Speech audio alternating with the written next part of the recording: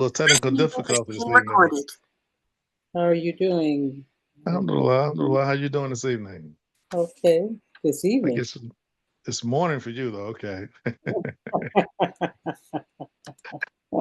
1 o'clock Eastern time over here, a little past that part of the world, yes. Okay, so let's see. I guess we should do a little live stream, inshallah. What is our flavor?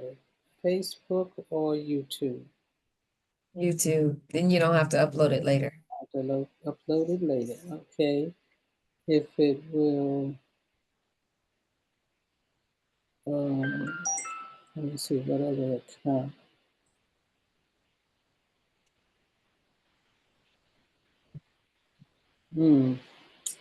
Then I get that thing with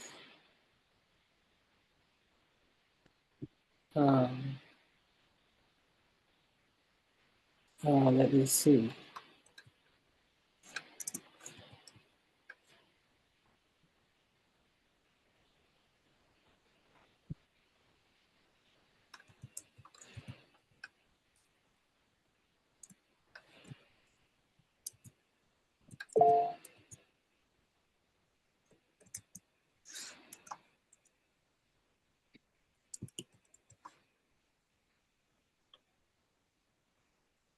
Okay, let me see. What is that phone number?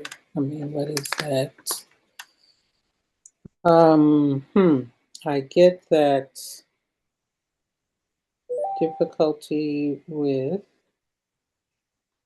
it sends it to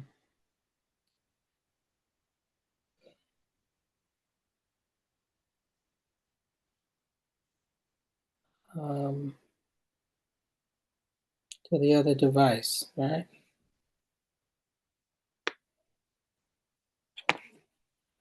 Let me see if this will work.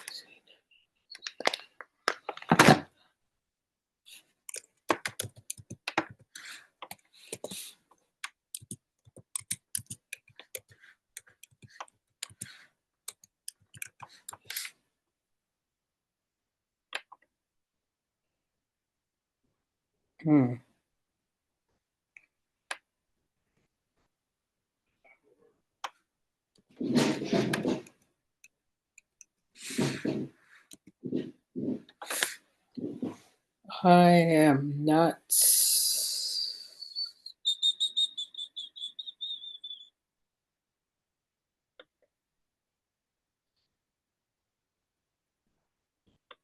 It's not. Let me see. For some reason, I'm not seeing you guys. Are you still seeing the screen?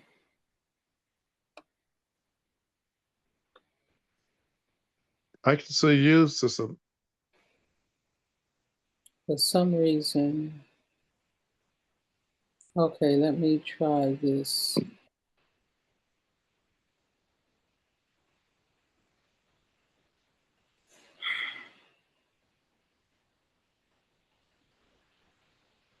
Okay, let's see if it'll go live.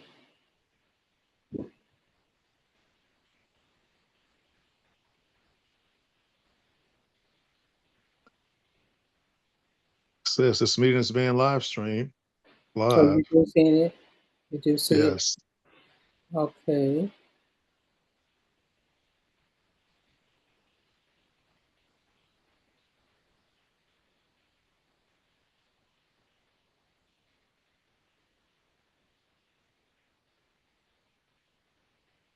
I don't think I did this right, but okay. Maybe. All right, so Brother Fleming. Says this meeting is being live streamed. Yes, okay. Live. So this is okay, July 28th. MAP5 on the American Muslim 360 Daily broadcast. I'm Amatullah Alaji-Sabrie with my two co-hosts, the Honorable Cheryl Sudduth. And I think I did this right, but okay. Maybe. All right, so it's going twice. This meeting is being live streamed. Yes, I know. It's showing it twice. Okay, July 28th.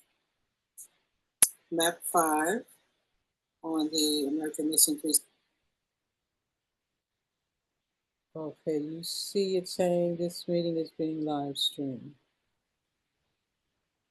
Okay, let me go back. I see. On YouTube. All right. So, Brother Fleming, I'm going to ask you, we're recording. I'm going to ask you if you would open us up with a prayer. Alhamdulillah. Thank you very much. Assalamu alaikum. A'udhu billahi minash shaitanir rajim. Bismillahir rahmanir rahim. Alhamdulillahi rabbil alamin.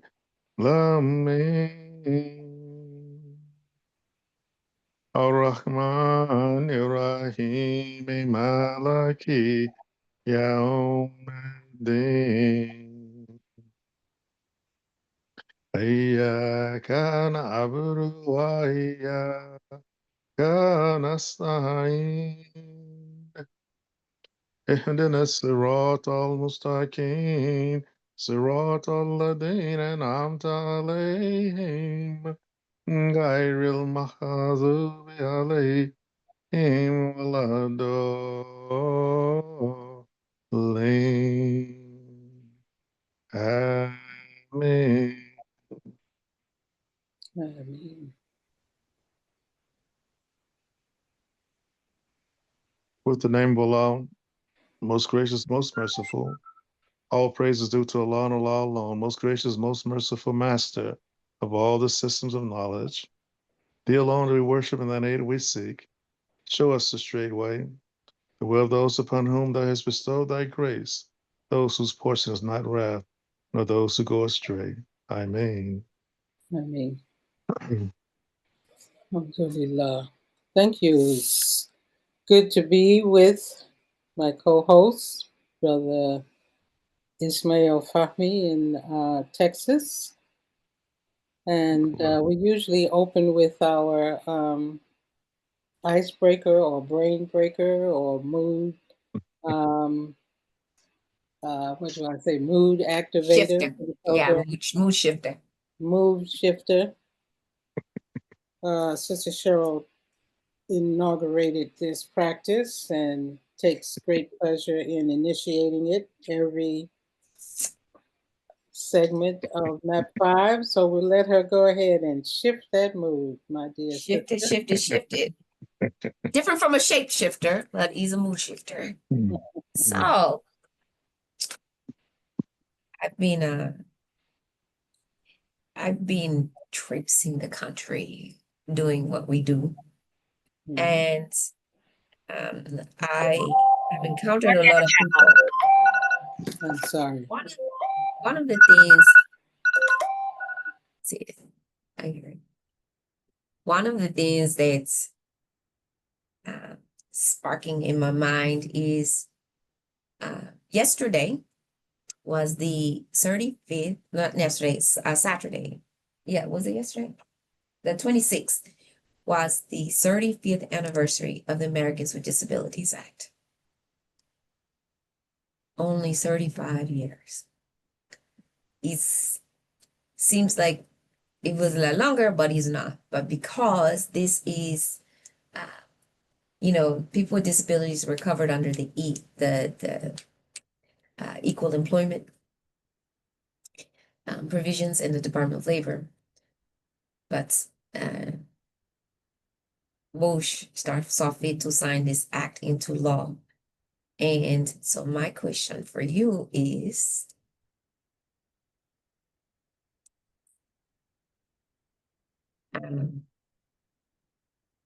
what is one, since we're talking politics, what is one law? I'll give you one or two laws that you are most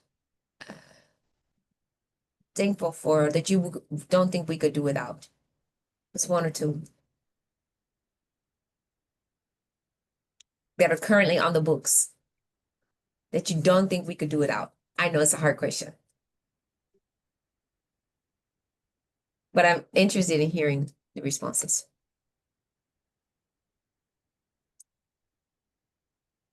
Okay, I'm going Well, to we just ask Fleming to go first because I got a call that interrupted me.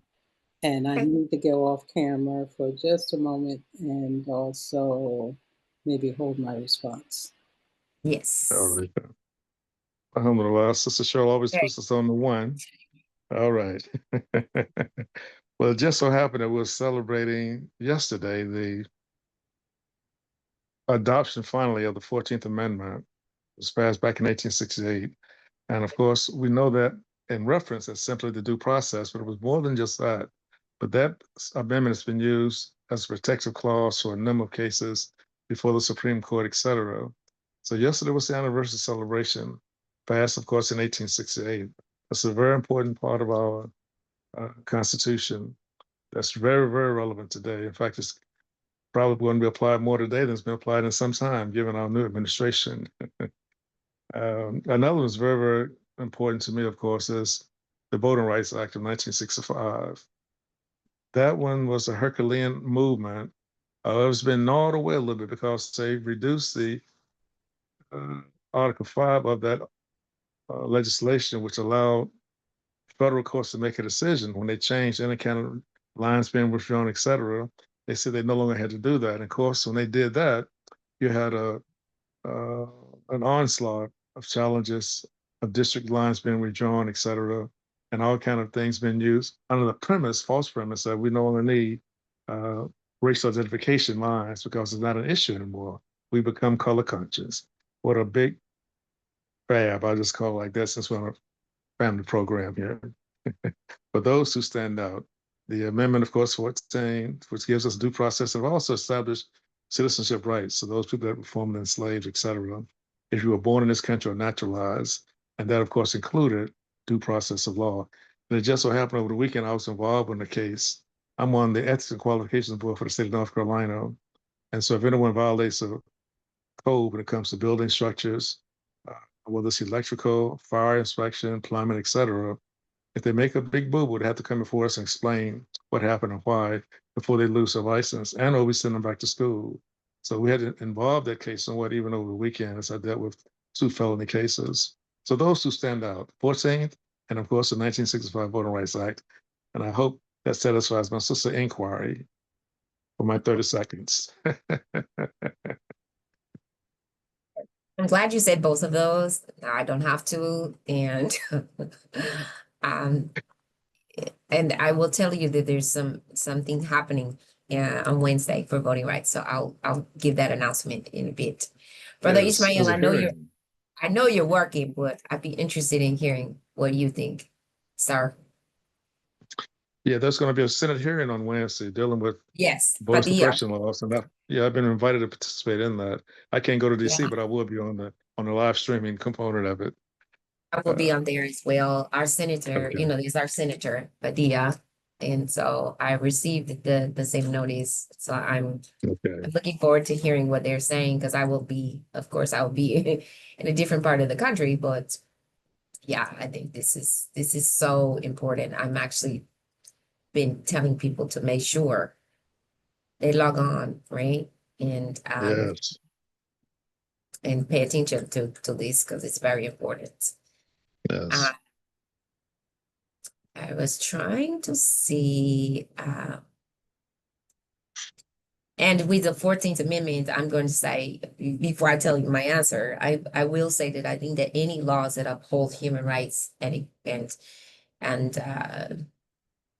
equality and, that ensure that people are treated with dignity and that the treatment is fair, doesn't mean I don't even like the word fair. It doesn't mean it's equal, but it's fair, right? Mm-hmm. Anything that prevents that is legally unlawful to discriminate or uh, anything that's like not just promoting social justice, but prohibiting injustice, Mm-hmm. right? Mm-hmm. If you take it from the other lens, right? Because people promote social justice in one way, but not realize that they can be because there's some unintended consequences of injustice to others. So it's a delicate walk, right? Yeah. So I think the due process and the rule of law, you get rid of that one, we have problems. We have Yes. problems. If you get rid of the civil rights laws that prohibit discrimination based on race, religion, gender, and nationality, religion, any of the other protected characteristics, I mean, that is what's fundamental to this society and the basis of providing everyone an equal opportunity. Now, whether they take it or not is a whole different thing. Whether they understand it or not is different. But providing the opportunity is very, very important. The rule of law is what I call the 14th Amendment, right? Because it's not just the principle of the rule of law, but that's what creates that is creating. So it establishes what the rules are, right, sir? But it also establishes a framework for freedoms, for our safety, for our full participation in society. The government. Exactly. Yes. So, Brother Michael, assalamu alaikum. Alaikum assalam. Let me tell you what our question is. I'd be interested to hear your answer as well. Our question today is that what are one or two laws that you believe are so important that we cannot or should not do without? Brother Fleming is giving us two really good examples. So I'm trying to don't repeat his. His was the 14th Amendment, which establishes, due process, the rule of law, and citizenship rights for those born in this country. Yesterday was the anniversary of the 14th Amendment, and then also the Voting Rights Act of 1965, which speaks for itself and why it's important. So, talk to us, sir. I know Ishmael is working. When you get a break, sir, if you want to come off, you can let me know. But we'll take you next, Miss Brother Michael Amin.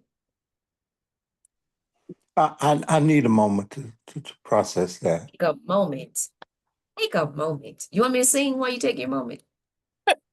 Whatever makes you comfortable. Well, like, what's the law? I was gonna ask you to repeat the question, but I hear it now when you say it for Brother Michael. So Okay, you I'll say repeat the two. question. No. Two. Go Yeah, ahead. one or two laws that you believe are so important that we cannot or should not do without. Well, I'm gonna go. I'm assuming I'm gonna go with constitutional laws that we're talking about. That's what I'm gonna assume. Any of them? Yeah. Yeah, of course, the First Amendment. Has anyone said the First Amendment yet? Nope. You're the first one. Good. Yeah, Thank you. most definitely freedom of speech, freedom of press, religion, assembly, petition. I think that's most definitely one that makes us unique. I was telling, matter of fact, it was Brother Michael. I say between our knowledge body and the freedom that we have here in the U.S., we have it's like we have a spaceship, but we only use it to go home, take our children to school, but we have a vehicle that can take us so much further, and I don't think we're utilizing it like we can.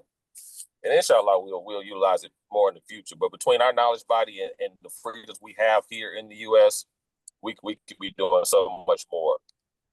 And a second one, I'm partial to pleading the fifth. I'm partial to that. Thank God I've never really been in a situation, but I believe even if I was in a situation where I know I was innocent, I may not say anything just so I can't be incriminated, because I'm sure there's been people that have said stuff and they put them in, based on what they've said, they put them in positions to be found guilty. So I would probably plead the fifth, even when I know I'm innocent, until till the proper time to talk. And those are the two quick things I have. I'll stop there. Assalamu alaikum. So, to put some context in this, so it's the Fifth Amendment that gives you the right against self-incrimination, and that protects people from having to be compelled to testify against themselves in any criminal case. So that's the Fifth Amendment. And it's like going back to due process and fairness and in our legal system and in our society, Brother Fleming. This is it's a fundamental part of our legal system is the Fifth Amendment, right? That's why we say we plead the fifth, right? And I believe that's the others that you mentioned are part of the Bill of Rights, and the first 10 we learn them in school really young. Amendment 1 is our freedom of speech and freedom to petition, freedom to assemble. Amendment 2 is the right to bear arms. 3 is soldiers, housing soldiers. 4 is the search and seizure or search and arrest laws, right? And then 5 is again it's your rights in a criminal case not to incriminate yourself and to have due process in that criminal case. And then it's followed by the next couple, which are which also deal with the legal system. Amendment 6, which is the right to a fair trial. 7 is the right, what your civil rights are in civil cases under the law. 8 is how they set bails and fines and punishment, and that you can't be unduly punished, right? And then 9, Amendment 9, are the rights that are retained by the people. And this one is something that is kind of important that most people forget about, because it says, it's the strict letter of the law talks about, everything which is not forbidden is allowed. So there's a concept that you can take any action unless there is a law against it. That's a wide open paradigm, right? But that's the legal maxim for that.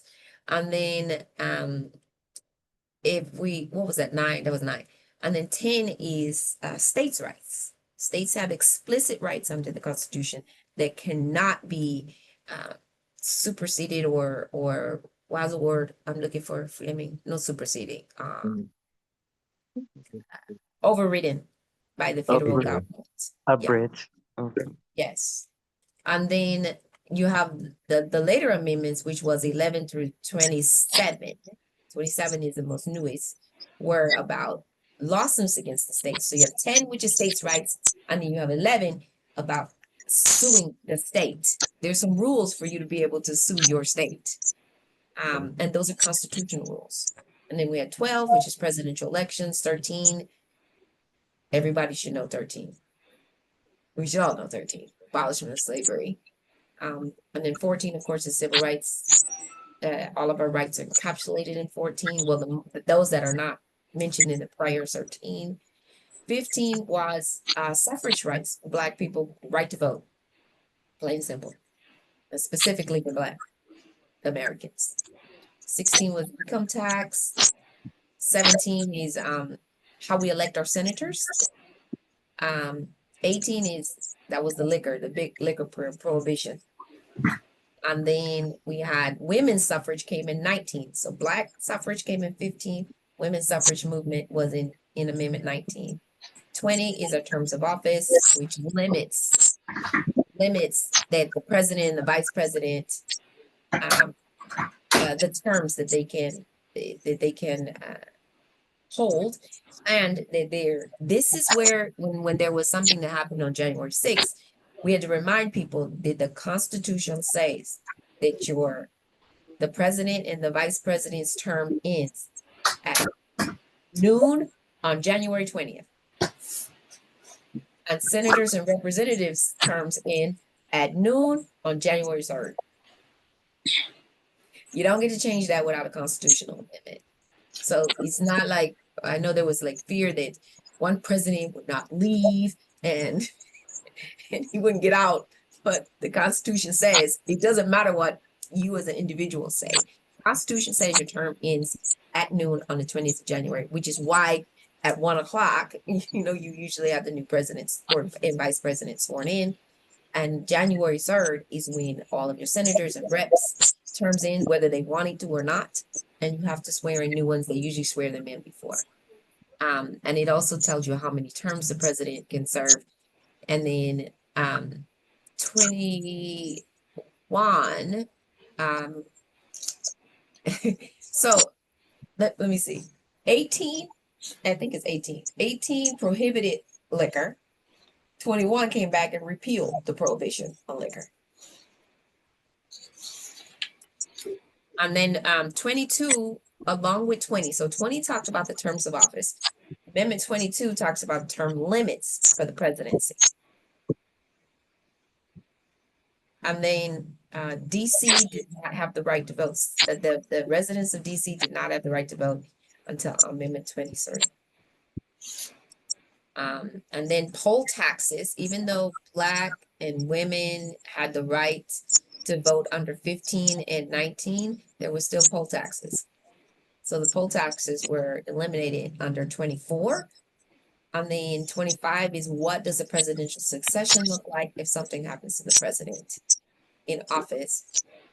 Amendment 26 talks about how 18-year-olds are eligible to vote.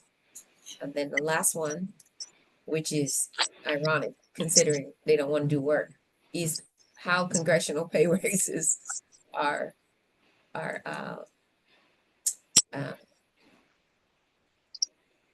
handled.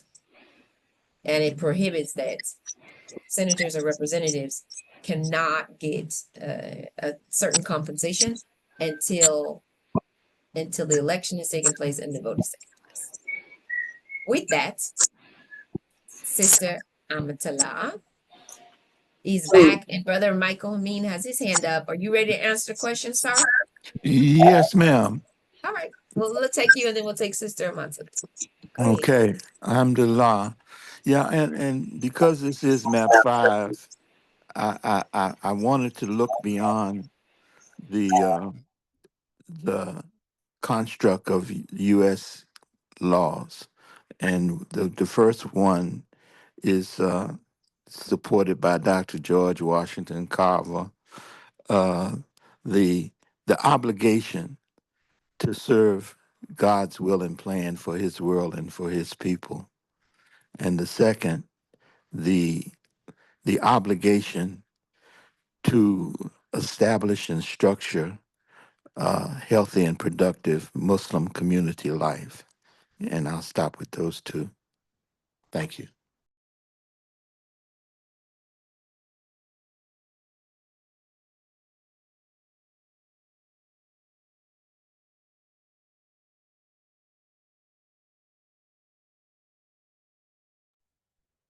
I think Sister Amatullah is still figuring out the feed. Sister Mahasan, did you want to answer the question?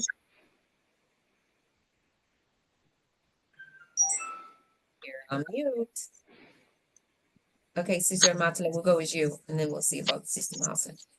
Okay, repeat the question, please. I Yes, got so ma'am. much going on in this background. I don't even know. Am I Amatullah? Who's on third? Who's on third? Oh my You are. We got jokes this morning. goodness. The question is, what are 1 to 2 laws that you believe are so important that we cannot and should not do without? So Brother Fleming mentioned the 14th Amendment, due process, citizen rights, and also the Voting Rights Act of 1865. Brother Ishmael mentioned the First Amendment, freedom of speech, assembly, and then also the Fifth Amendment, the right to not incriminate oneself. And then I think you just heard Brother Michael. No, actually, I had to get up and leave. I heard him say that he didn't want to be in the confines of U.S. law. That's when I had to leave the room. So it was the freedom to, the obligation to adhere to God's laws and the obligation to establish a thriving Muslim community. He took his cues from John Washington Carver. Okay.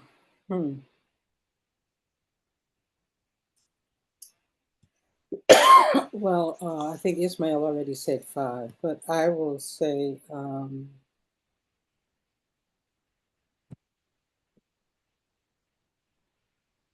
I'll say Amendment 6, right to a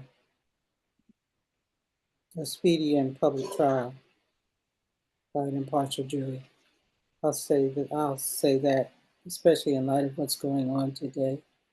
And I would say that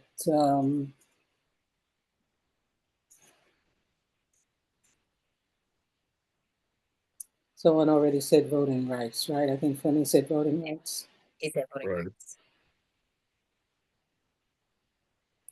I'll say 14. All persons born or naturalized in the United States. The one, Fleming did say that one too. Oh, you said that one too, Fleming? Yeah, he took both the good ones. Yes. Oh, hey.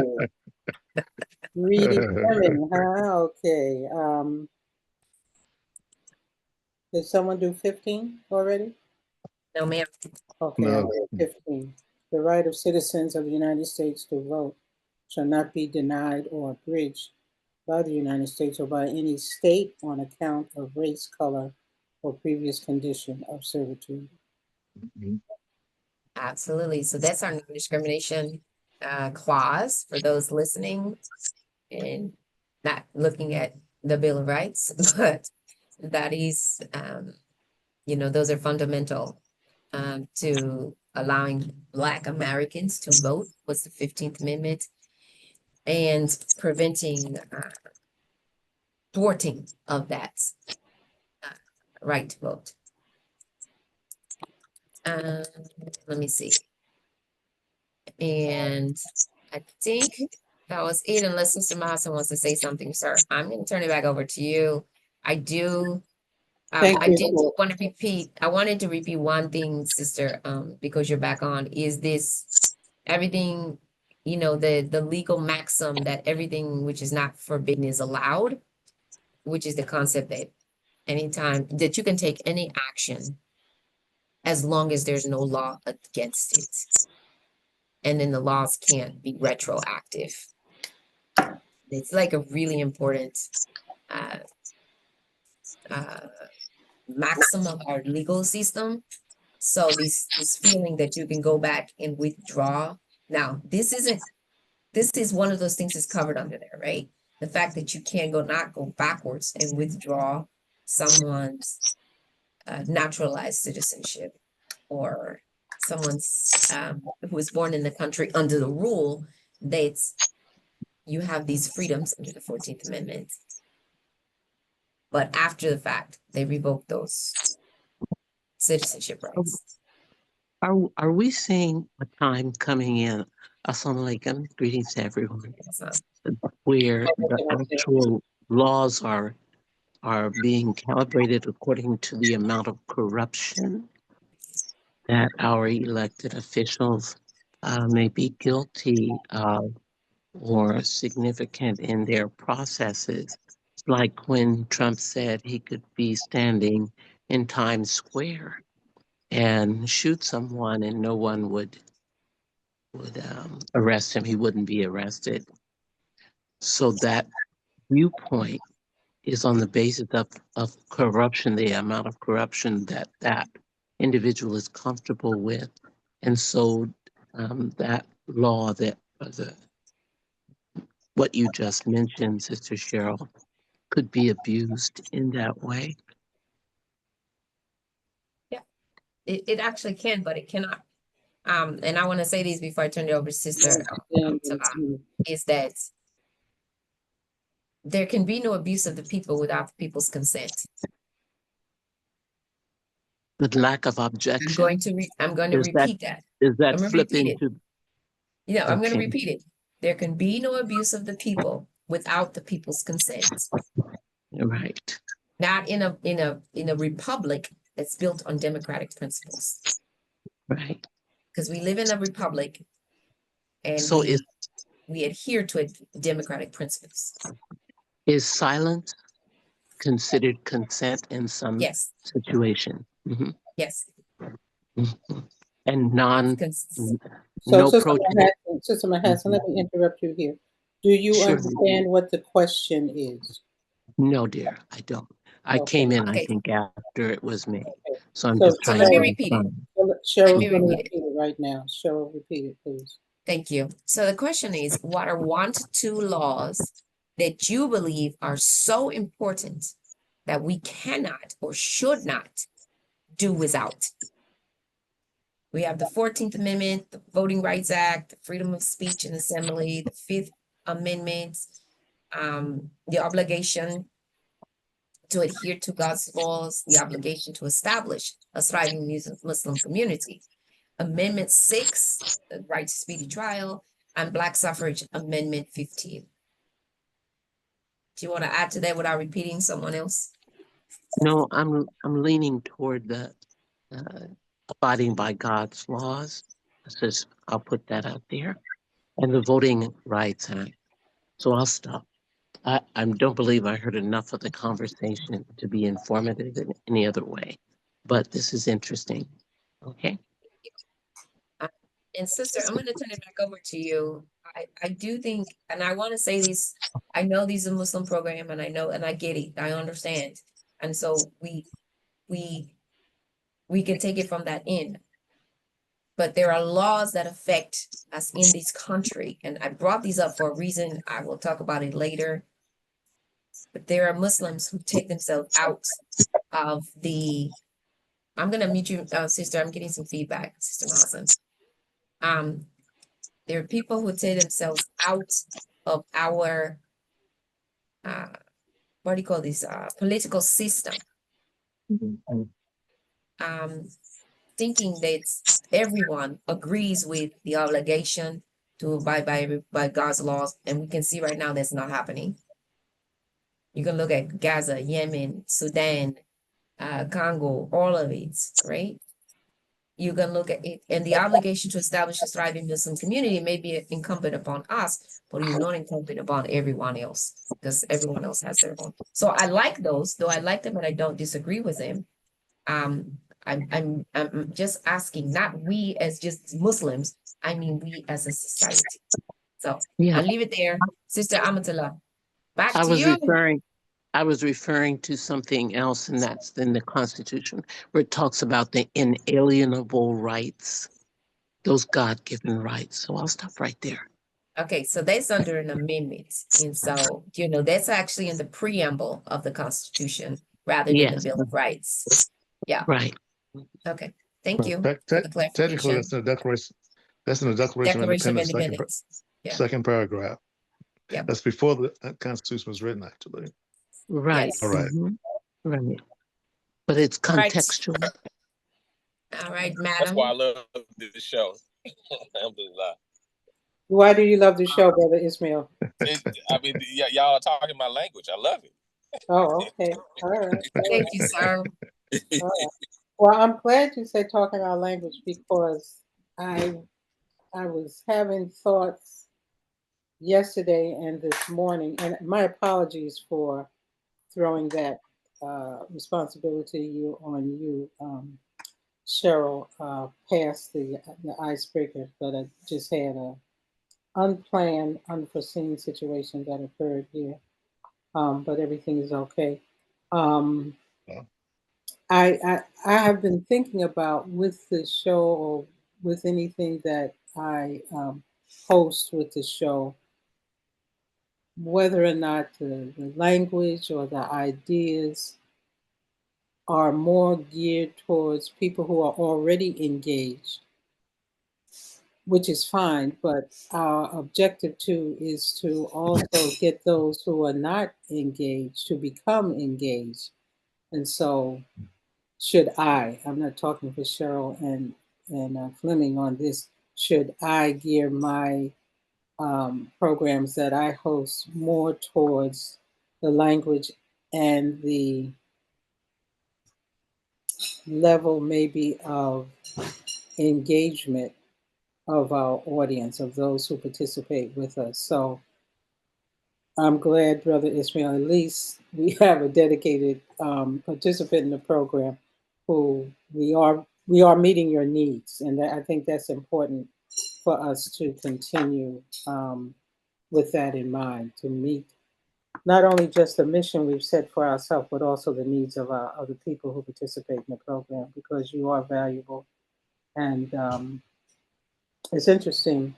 Cheryl and I, we didn't talk about how I was going to approach some of the topics, which I probably won't get time to go over, because it's already 10:52. But I had made a little, I don't know whether it was chat or Claude, one of those AI things I quickly try to use as a research tool to get an idea. And this is what I asked it for: a list of U.S. legislation that directly addresses foreign policy and war crimes, including laws that authorize or restrict the use of force, regulate foreign aid, impose sanctions, or enforce international humanitarian law. So it did give me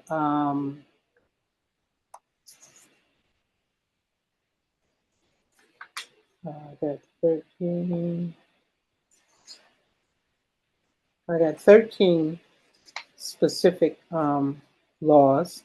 And Cheryl, you opened up, your breaker was on laws. So laws that we cannot live without. So although these refer, to foreign policy, I do think that these laws, it's good for us, especially now we're hearing more reference to some of the laws because of executive orders that the current administration is seeking to put out there to expand the reach of the president.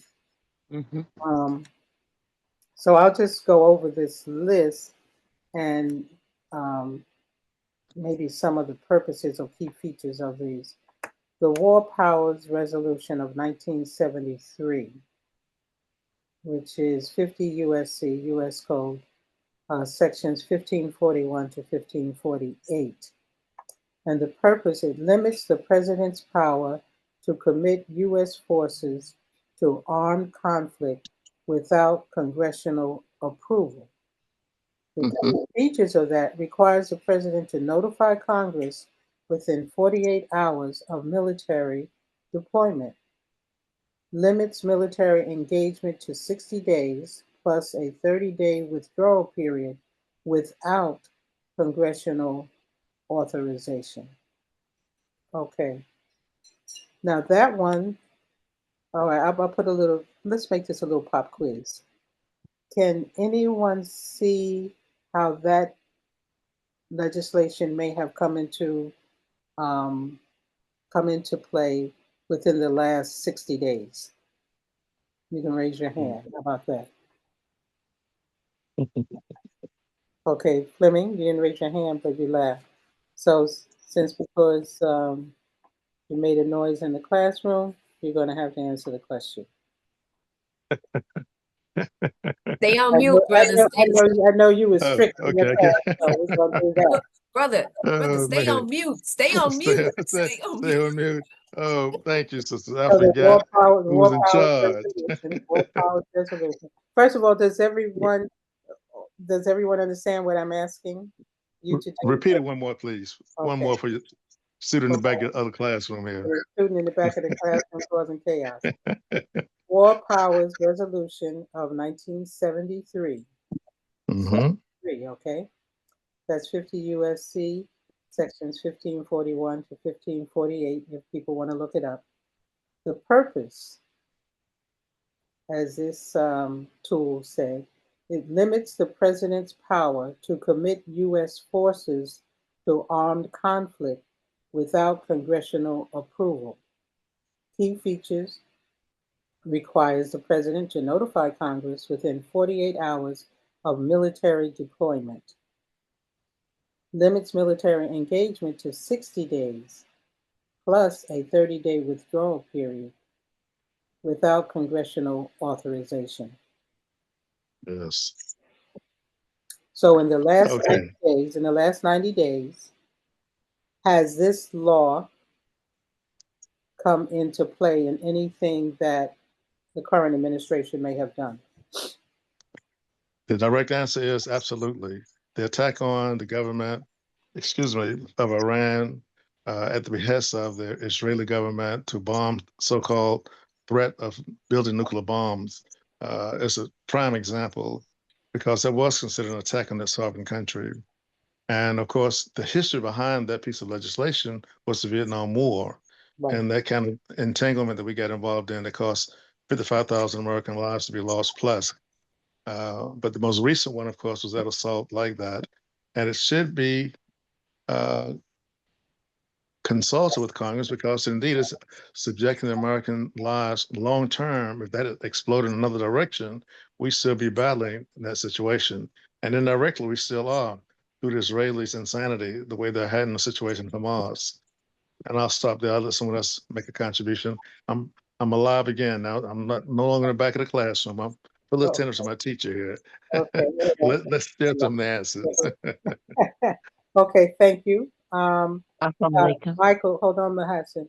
Michael Hameen, you have your hand up, and then I'll go to you, Mahassan. Go Yeah, ahead, Michael. yes, I thank you. The I'm hearing feedback. Somebody's mic is open and it's causing feedback. Uh, Okay. um, uh, the mindset of this administration to disrespect laws, to nullify laws, to disrespect the republic structure of our government. Uh, the disrespect of laws is not new to us as African Americans. You know, we've come through that in terms of the mindset of there are no laws that that are that there's an obligation to be respected in terms of the African American community. You know, we can we can we can disrespect the laws when it comes to them. It's the same with this idea of the president getting us into wars without the obligation of going to the Congress. Uh, we see this dismantling mindset of this administration to dismantle the governmental offices and so forth. Uh, and there's no serious outcry, a real serious outcry, in my opinion, or strategies to have us in a suitable survival mode when it comes to what this president is doing. Uh, the disrespect of the War Powers Act is a very small portion of what we see happening with this present administration. And I'll stop there. Thank you. Okay, Mahassan, you wanted to say something? Let me see. Are you on mute, Mahassan, Sister Mahassan? Oh, I Can don't. you hear me? Yes, now I can hear you. Go right Oh, ahead. okay. Okay, thank you.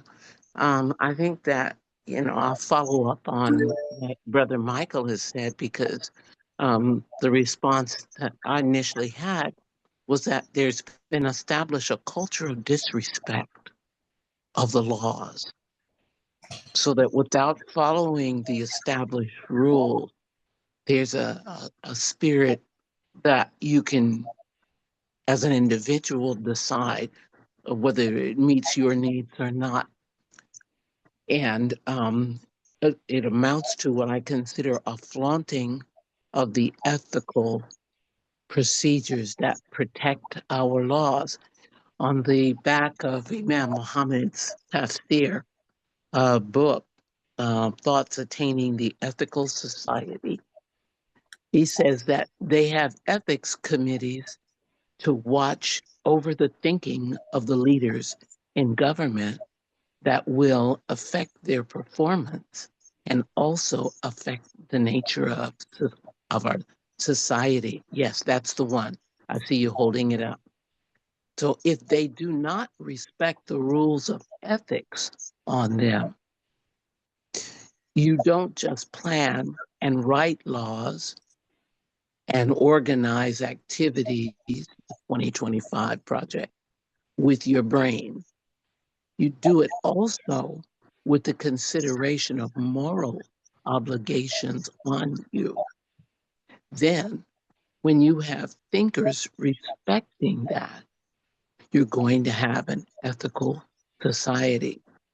So no one talks much about ethics, the concept of ethics in relationship to society. Today, we find people like Jasmine Crockett, because of her law background, she she brings that concept in as she fights for the cause of an ethical society. And that's what I see her doing. So I'll stop right there and see what you all have to say. Okay. Allahu Akbar. Alhamdulillah, Allahu Akbar. So it seems like Fleming, like even though you're in the back of the classroom and you're disruptive, that people agree um, with your assessment of violation of the War Powers Resolution by the current administration. Now, there is a possibility also because, let me make this one thing. It says it requires the president to notify Congress within 48 hours of military deployment. After the whole bombing situation was over, later it came out that he met with some of the Republican congressmen, not with the Democrats. And so he did not follow the provisions of the law, the features of the law. Right. Also, we should remember that the Supreme Court gave presidential immunity prior to his taking this That's action. right. So perhaps that encouraged him to feel that he was covered with it, whatever way that he chose to act. Now, They approve his unethical inclination. yes, that's true. That is so true. Okay, now I'm just going to do maybe the first four because we definitely not going to have time. Well, are you saying something, Cheryl? Let me get everybody Let me on. say this. Let me say this, and I'm gonna say because I'm gonna differ a little bit. I agree with Brother Fleming, but I'm gonna differ a little bit with the dialogue. We do not live in a Muslim country. We do not live in a Muslim country. Say it again. We do not live in a Muslim country. We're Muslims living in this country. So I look at our laws and our bills and our acts and things from that lens. And so while I agree that we should be acting with a certain amount of ethics and morality, as being an elected public official, that happens at every level. It's not just at the presidential level.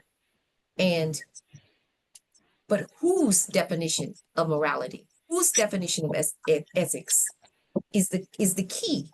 Because what we're seeing is that there is a substantial pushback over that definition, the definition of hostilities, the definition of, does the president have inherent authority under Article 2 of the Constitution as the commander in chief, right? Under the article, he has certain authorities that he can do as the commander in chief to deploy troops in certain situations, even without explicit congressional authorization. And it's very important that we recognize that. Now, I don't agree with him, but it doesn't change. My agreement or disagreement does not change the way the Constitution is written.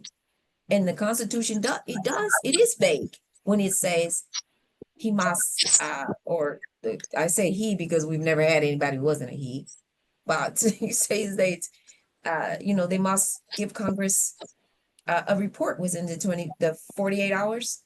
And Congress is the one who authorizes it, but it doesn't say the majority of Congress. It doesn't say you got to work with both parties. It just says Congress blankly. And So are we to understand that? Hold on, Sister Lawson, hold on. No, no crosstalk, okay? Excuse Yeah. me. Just Excuse raise me, your brother hand if you want to Sister make a comment. Amatullah. Yeah. Excuse me. So my take on this is from that aspect, right? The War Powers Act, and Brother Fleming, I invite you to respond to this. But the War Powers Act has always been really contested legally, and in, well, you have a theory and you have practice, and it's always been contested. I mean, okay, when it was put into action, I was probably running around in footy pajamas, but I don't know.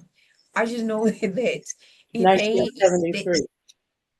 yeah, so I know I was. So the whole presidential powers and uh, what's the president can do without the consent of Congress is always this tug and pull.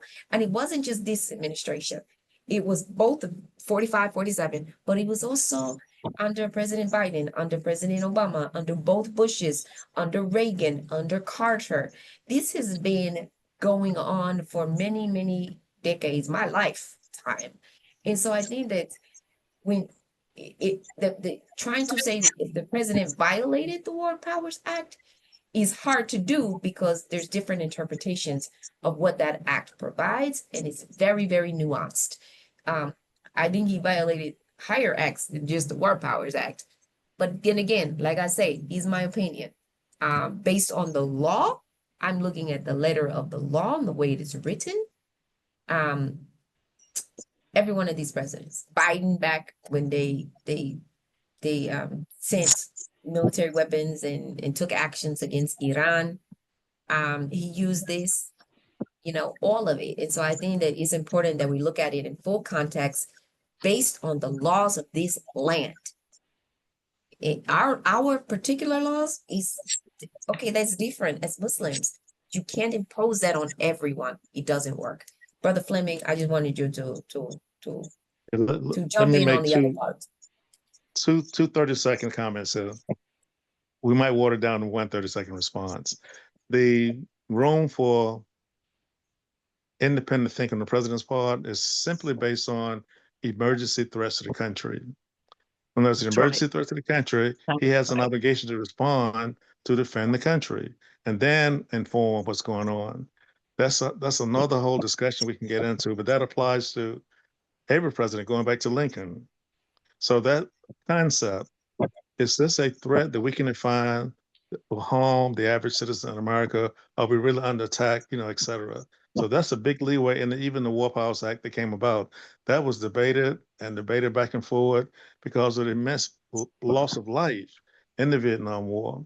And during that time, 18-year-olds finally were given a chance to vote for the very first time. And an amendment was added because so many of them were losing their lives. So every law is based on certain circumstances, political, economic, and social events that impact the support for that specific law. For the War Powers Act specifically, the biggest leeway he has is in response to a threat to the American citizenry. If you think back to the situation with George Bush when he said, they don't hear us now, but they'll hear us eventually, tearing down these buildings when he was in New York after the attack on 9/11. And the way he responded to that, it was an immediate response, yes, because the country was on attack. I'm just put that in parentheses, okay? Just one example going forward. There's a lot we can discuss on the War Powers Act. I would say this in conclusion, though. If we have not taken a close examination of the Medina Charter and those articles and how they directly impact our articles of incorporation, pardon me, our Bill of Rights, all 10 of them are supported to a great degree in the Medina Charter, including freedom of religion. So for those that have an interest in really the origin of these articles and how this Constitution was created, et cetera, take the time on your own time, hopefully, and we can discuss this later on. How has the Medina Charter influenced the foundational documents of freedom that we assume we have in America today? And I'll stop there. Allahu Akbar. I'm good. Okay. Hassan, I think that you are not muting yourself Oh, until I'm it's sorry. recognized. That's okay. First, I have Michael, then I have Hassan with their hands up. Yes, Michael, yes, I understand the argument or the position that this is not a Muslim country. But Brother Fleming, has added support to my thinking in terms of how this country has been established.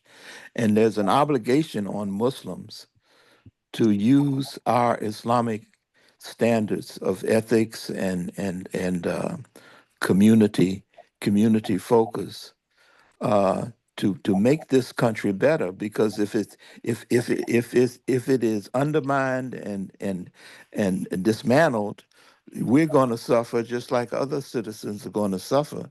So I'm saying there's an obligation for the standards of serving God's will and plan, for establishing. We have the freedom to establish community life and community governance, and by doing so, it presents a three dimensional focus that can give strength to those citizens, Christians and others, uh, to really fight for maintaining the republic and improving upon it. We're the only government in the world, I believe, that has a framework that says that we can change the government if the That's majority right. of this if the majority of the citizens are in agreement without any kind of bloodshed or war. So it's a phenomenal situation that we're in, and we're obligated, in my opinion, to do more in terms of better organizing and structuring ourselves as Muslims in order to help this country survive. Thank you. Thank you, Michael. Hassan, Yes. you Seem put to yourself be on. really, thank you. We seem to be really on the same page. Can you hear me, Sister Yes, Matala? we did. We got it. Okay. We seem to be really in thinking on the same page, because I'm drawn back to what happened, uh, how former President Johnson left office in terms of disgrace, because when he reviewed his thinking and activities on the Vietnam War, he had heinous regrets. And I'll use that. I saw a documentary where he was just livid. He was just dissatisfied with his own thinking and the actions that were promoted and supported in the government, the ability. So ethics is something. The ethical society, which is the destiny, the goal for the good people of America. And it was the mission of Imam W.D. Muhammad to promote that. You know, he said that in this age of science and technology, more and more of us humans are accepting that the earth mothered all of us. And by and large, we humans are more good than bad. So, hence, with our different colors, facial features, languages, political ideas, and religions, we all have the same birthrights. We have the right to share space here, and we have the right to dream of a better existence. That is to say, each member community has a right to its own plans, to the future of its own dreams. And since I'm Muslim, Sister Cheryl, I have a right to that, an expression of that in the society. So Imam Muhammad said, and I'll finish, what lights the way for each of us to dream, to plan, and to work out a better future for ourselves here is a present and growing willingness among ethnic groups to tolerate each and to give equal recognition and respect to each other. We're not seeing that nowadays. The more we move to get acquainted with each other, to know more about what we separately live for and what we will die for, the more we grow to like what is admirable in all of us, to invite and welcome contributions of excellence from each of us into our worlds, the brighter the future will be for all of us. And I'll stop right there. Sister Cheryl. Thank you. I'm gonna need me a couple of them Fleming 30 seconds. Oh boy. Okay. Yeah, I'm gonna make a couple of them. Just two. Uh, and I want to say this because I think that is important to understand from the discussion aspect to what I say. I didn't say anything about Muslims not being Muslims, Muslims not striving in assisting others to be better people. My issue is with the definition of what is better. It doesn't matter that we're Muslims if we don't take the steps to speak to non-Muslims to adhere to whatever this definition of ethics and good moral conduct is, because we don't control this country. And there's too many Muslims that I've seen. I can't speak for anybody else or anybody else's experience. Speak for mine. It's too many Muslims who take the easy way out, is what I call it. This program is about political engagement. And the kind of political engagement that's necessary is, you want to change the laws, you want to change the way the country is heading, we have to be involved in the action. And without being involved in the action, we're still going to be outsiders looking in and talking. So when we can get people who are willing to support, train, and encourage, and then further support and monitor the activities of Muslims in positions of influence and power, then we can talk about that. But we're not doing that. And it doesn't have to necessarily be a Muslim. I would go back and say a God-fearing person, a believer, right? My mother's not a Muslim, but my mother's a believer. And so there's ways that we can do this, but simply saying, well, we have to because we're Muslim, it doesn't work. This is why we have young people who are disappearing from the masjid. You can't mandate. There's no mandate. There's no law that's mandating civility or decency or even what we're calling ethical or moral behavior, because it's difficult to define. Now, the laws prevent you from doing certain things, and I'm going to repeat it one last time before I mute myself, sister. The concept that everything which is not forbidden is allowed is what the president is acting off of. This is why I say something to Brother Fleming.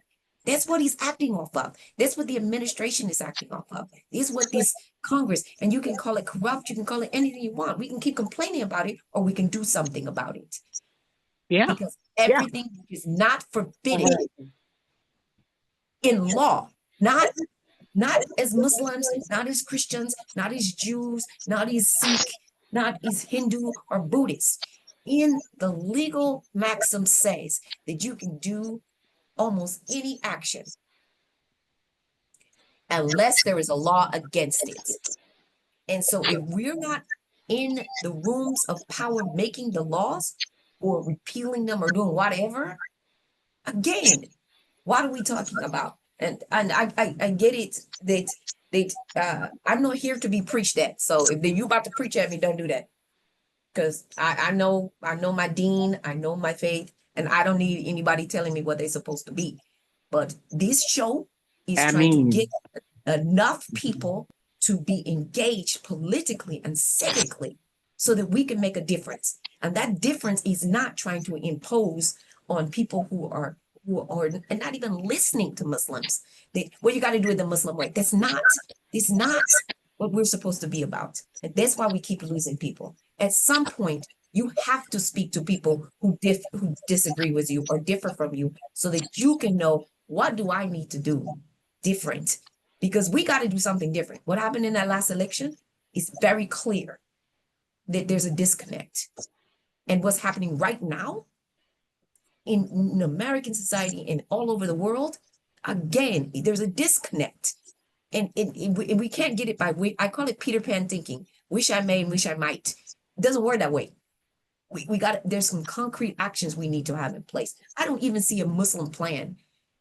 Right? We have your Jewish plan, your Black plan. We need our own plan on how we're going to be together.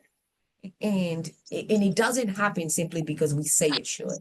Brother Fleming, I'm gonna throw it to you, toss it to you. I heard all of you, so I want to know. I want you to know I heard you. We're not tossing it to Fleming. We're gonna move on. I see your hand, Uh-oh. Michael and Hassan. We can come back to this, but I'm Thank going to you. move on Thank you. Okay. to look at. I have three more that I want to really touch on. Now, so Michael and Mahassan, you can put your hand down because I'm going to ask people to listen to this one and see if you think it's relevant with any um, actions that the current administration has taken. So the next one is the Foreign Assistance Act of 1961, 22 USC, Section 2151, etc. The purpose, it governs U.S. foreign aid programs and includes provisions related to human rights and war crimes.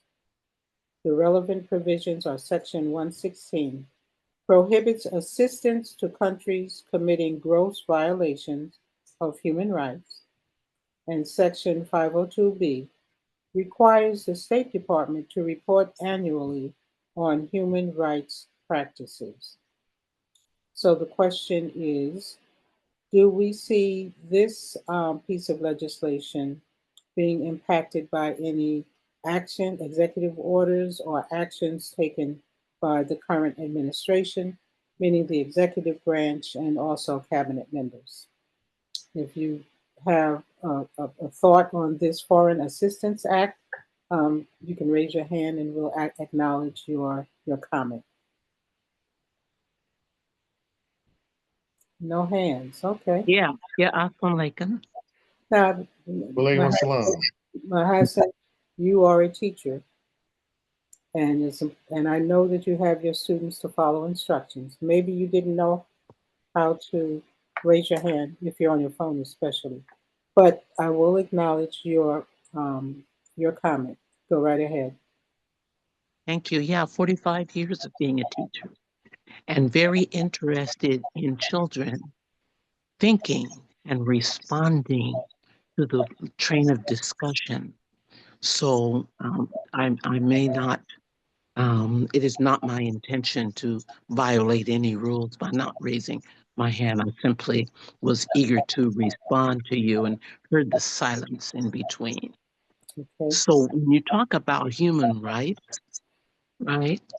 My mother used to have a saying, the pot can't call the kettle black, right? So we have one of the things, especially after the issue with George Floyd, there was a worldwide reaction to the injustice of his death and the way that it came about. And America was blanketly accused of violating human rights, right? Yet we have a section here where we can decide not to give foreign assistance. This is a Foreign Assistance Act of 1921 to countries who are 1961. guilty, 1961. excuse me, 1961, who are accused of violating human rights in their country. So the pot can't, we're the pot in that because we've certainly, as things have evolved in our country, guilty of violating human rights. The pot can't call the kettle black. We can't point the finger at others that we may perceive and interpret as violating that when we are not dealing domestically with issues and accusations of the same comport. I'll stop right there. So, well, no, let me ask you a follow-up question to what you're saying. Sure. So, are you saying that we are not obligated to follow this legislation, which we have enacted because we violate human rights ourselves? No, let's switch that question around. Are we acknowledging that we are guilty, our country, our government, of violating human rights of its citizens while we look and uh, try to appear in judgment against those on the outer realms of the globe who might be doing the same thing? Can we see? My mother used to also have a phrase. She said, "You can't see the mote in somebody else's eye until you see it in yours." So this is my question. Maybe we're always concerned because of our constitutional statement at pointing the finger without looking within. I'll stop right there. Okay. I think that, yes, we need internal reflection, and we need to have, we need to be fair in our assessment of ourselves and other nations. But this legislation, it prohibits assistance to countries committing gross violations of human rights. It's saying that we, regardless of what we are doing, we can't assist countries committing gross violations of human rights. And it requires the State Department to report annually on human rights practices. Brother Fleming, your hand is up, and then Michael. Yes, assalamu alaikum. I try to use 15 seconds instead of 30. But if we look at 1961 and that era of history and what was going on internationally, countries in Africa where some of them were just gaining their independence, there was a lot of efforts to sort of establish sovereignty among colonized countries. So America in 61 was going through something very similar with the onslaught of the birth of the civil rights movement, et cetera. But the key word in that law is human rights, the key phrase. And so if you can't define a human right violation, then you can sort of escape over that. But that's the key of the whole thing. And in current history, the only country, unfortunately, that has challenged the inhumane treatment of the people in Gaza has been South Africa, because they consider that a violation of human rights. But defining what are human rights is the key. Now, we got an administration now who don't even want to support DEI. Forget about human rights. They can't even get to the associated rights, which is an appreciation of diversity, an appreciation of equality and equity, et cetera. So we can't look for this administration for anything like that. And I'll end with this. I speak a lot at different occasions. I was at a program with about 50 different ministers. They asked me to speak, give a workshop from ACGG. And an old sister, no, let me say senior sister, she stood up and said, "Mr. Alamin, how can a person with 34 felonies proven guilty become president, and my grandson can't get a job with one felony?" And I said, "It all boils down, sis, to a vote. All these people voted for him. That's why he's president. But we can do something else when it's our turn if we don't forget. Don't forget what has happened and what is happening to you as a result of decisions made from these policies. And keep in mind, executive orders are not laws. It's a blind thing that he used to pass all these executive laws, executive orders, because they came straight from the Project 2025. That was a whole strategy to make people concentrate on that when the next president can very easily change all of that. But executive order suggests that. Now think back for our community, Abraham Lincoln passed the executive order, right? The Emancipation Proclamation. It was a war act. It didn't become legal until the 13th Amendment was added to the Constitution. So just keep that reference. It's just a switch and bait kind of thing he's doing with the minds of people who are not familiar with the foundational principles of this country. It's just executive orders, period. I'll stop there for the sake of time because I used up my 5 minutes already. 5 seconds, 15 seconds, was it? You couldn't even get it straight. You couldn't even get it straight. Brother Michael. All right. Yeah, can I use your clock, Fleming? I think he has one of those cracked pans. Oh Okay, man, I'm gonna try to be as succinct as I can and be brief because I'm aware that brevity oftentimes helps to punctuate the points. So this idea of human rights, we've had administrators, the presidents, admit that they have supported, with the aid of the CIA, assassinations and manipulations of sovereign governments in Africa and in other places. You know, one in particular, Iran. I think it was President Eisenhower, or one of the presidents, admitted to the the assassination of a sovereign leader who was duly elected by his public. Mossadegh was assassinated, and they put in the Shah, which was very disruptive for the Iranian people. So we've got a history, you know, abroad as well as in this country, of America the ugly, in terms of disrespecting treaties, disrespecting laws. But we also have America the beautiful, that you know, we find challenging voices of challenging that disrespect, challenging that disrespect, and holding us to a higher standard. So I'll stop there. Okay, thank you.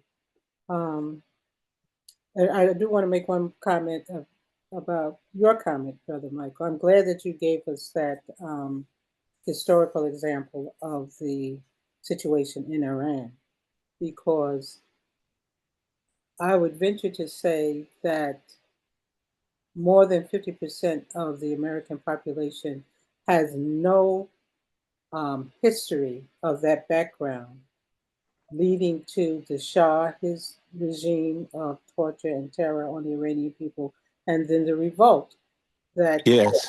that promoted, that caused. So thank you for that historical context. And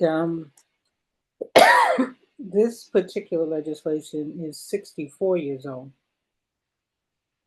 And I wanted to relate it also to, we saw the Secretary of State after the president's executive order, we saw the Secretary of State crumble in terms of the soft aid that has been given to serve as more of a mitigation or amelioration of the horrible or that ugly side of our foreign policy by offering foreign aid and assistance to those nations that needed people who may have been suffering from drought or medical disasters, with the disbanding of USAID, which I'm talking about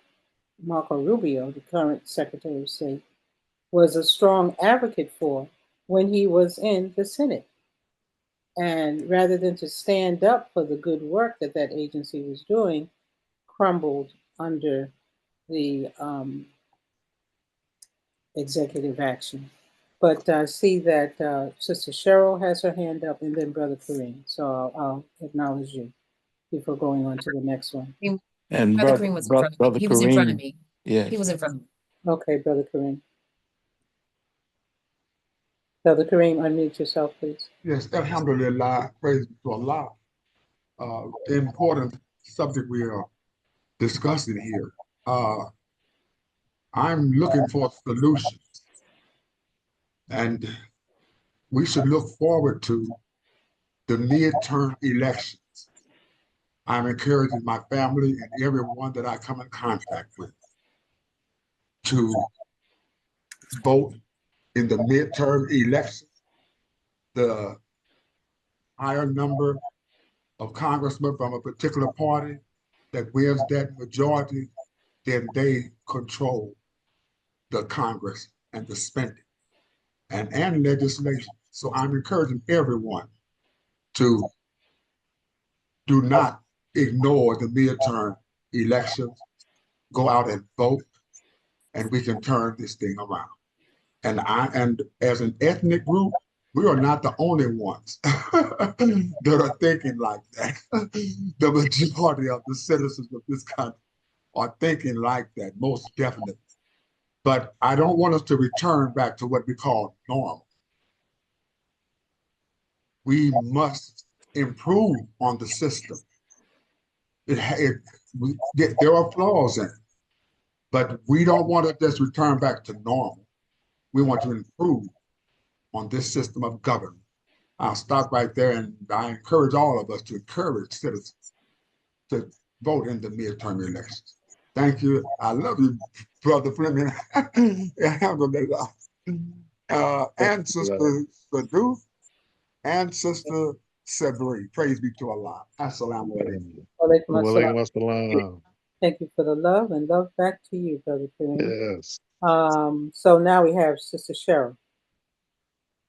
Yeah, so I want to go back to your question, right? And your question was, do we see this administration being impacted by actions? Do we see this legislation, the Foreign Assistance Act of 1961, do we see this legislation being impacted by actions such as executive orders or taken by a branch of government, executive or legislative or judicial, violating this act, right? And I know I'm going to make some of you upset, but this is my role is my agitator. So there's a couple things. There's some action. We got this recorded now, and it's going out over YouTube, and you're finally admitting it. Go right ahead, honorable agitator. I know, honorable agitator. Today, it might lose my title. Okay, so when they took action against USAID, right? Suspended a whole lot of aid programs throughout the country. But at the same time, they're dissolving USAID. For those who do not know, it's a program established here in the United States that provides needed assistance to international organizations that help countries. This is not, it's United States Agency for International Development, right? I believe that's what it's called. Yes. So, I think that because USAID provides humanitarian aid, development assistance, disaster relief, development assistance usually follows some type of disaster relief or something like that. You could make a case that the U.S. is violating it from that standpoint. I know what everyone has talked about, and even what Sister Mason said about calling the kettle black. But I tend to look at it from the other side, right? In accordance with your question, sister, are we violating it by any actions? And I think the actions for dissolving USAID, when you know that there are vast swaths of people and many countries that rely upon U.S. assistance, whether that's food assistance, it's disaster relief, as we spoke about, or development, is really where I look at it from that lens. Are we not only providing, but withholding, right? If we are withholding because of my own legislative background, I always look at if I take an action, what happens? If I fail to take an action, what happens? And so, yes, could we be violating the Foreign Assistance Acts if we took certain actions? Probably. It's a big legal, you gotta look at it from a legal lens. But are we violating it by not taking certain actions? Remember, China is the biggest, Brother Fleming, this is what I was thinking when you were talking, but China is one of the countries that is often cited for reason to withhold foreign assistance because of their human rights programs. Mm-hmm. But there was one part of that act, and I was hoping, and I see Sister House and Brother Michael Amin, but you or Brother Fleming probably know more about this. I just know it from an academic standpoint. But part of this this Foreign Assistance Act was the Leahy Law. Wasn't that Patrick Leahy? No, yeah, Patrick Leahy, yes. Yeah, but the Leahy Law says that you can't give funds for foreign secret forces that are committing the human rights act, the human rights violations, which is an underpinning of that, because we have been, there has been violations to that, giving aid to foreign security forces or foreign, United States set up the Houthis and Hamas had a part in that. So I look at it from that aspect. So I just wanted to know if you guys would talk about the Leahy Act before. I have So that next on the our Leahy list. Law, the Leahy Law. Leahy Law. I have that next on my list. Okay. Well, see, I must be reading your notes because we are like vibing today. I must have like had some secret something. I'm like stealing all your thunder. Yeah, that was no. It's good as long as we get the information out there. That is what my goal is: get the information out there.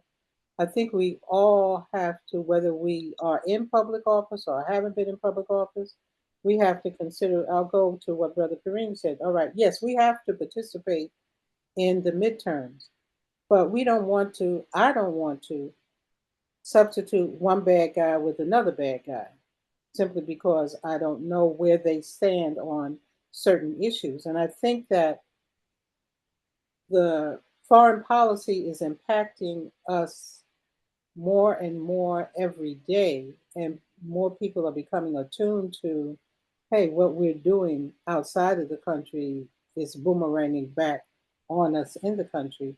And so we need to have, and because civics has just been, taken out of the middle and high school curriculum, and if someone doesn't take maybe political science in their GE segment of the higher education in the college or university, the idea of these laws that might affect foreign policy are not at the forefront or even maybe the middle part of the person's brain.